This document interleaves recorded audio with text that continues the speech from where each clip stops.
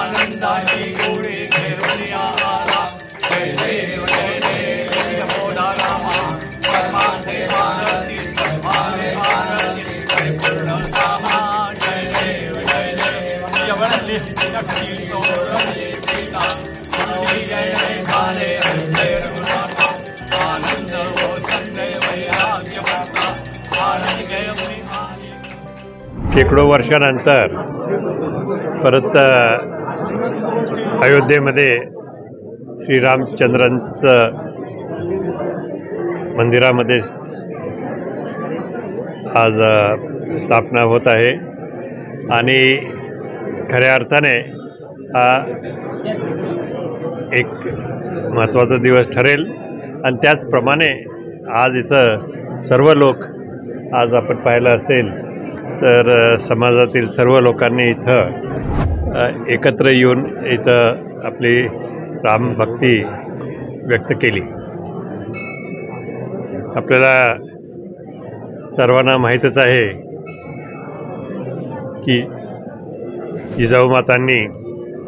आणि शहाजी महाराजांनी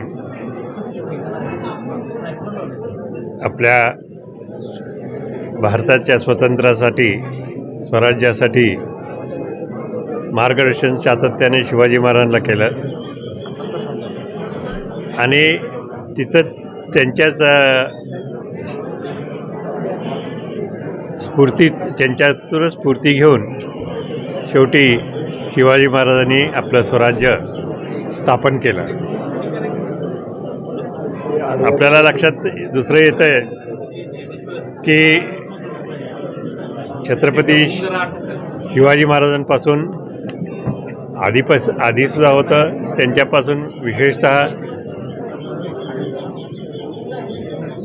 रामचरित्रातून स्फूर्ती घेऊन त्यांनी आपलं कार्य केलं आणि आपले द्वितीय चिरंजीव त्यांचं नाव राजारामच ठेवलं आणि जे 9 वर्ष 10 वर्ष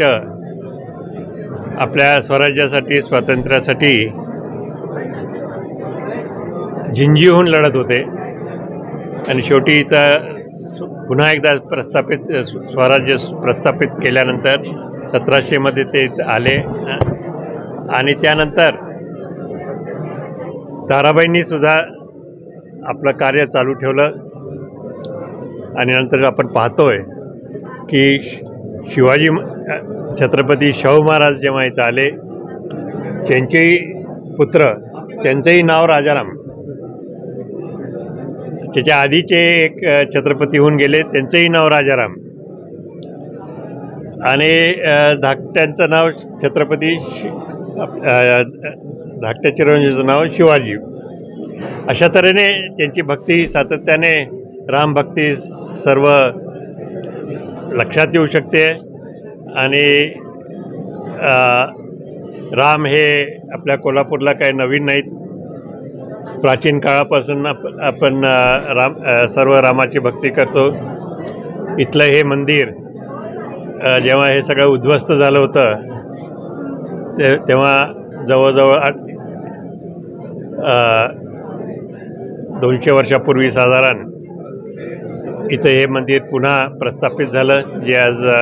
रामाचं मंदिर म्हणून ओळखलं जातं। रामाचा पार म्हणून आपल्या पुढेच आहे आणि हे सगळं अंबाबाईच्या परिसरात आहे। अंबाबाईच्या कृपेने सुद्धा इथं राम मंदिर झालं असं म्हटलं तर चुकीचं होणार नाही आणि ह्या तऱ्हेने आपण भक्तीच्या मार्गातून सुद्धा स्फूर्ती घेतली पाहिजे आणि भक्तीच्या मार्गाने जेव्हा आपण पुढे जातो तेव्हाच आपल्याला आपली दिशा ओळखू शकतोय आणि त्या दृष्टिकोनातून सर्वांनी प्रयत्न केले पाहिजे।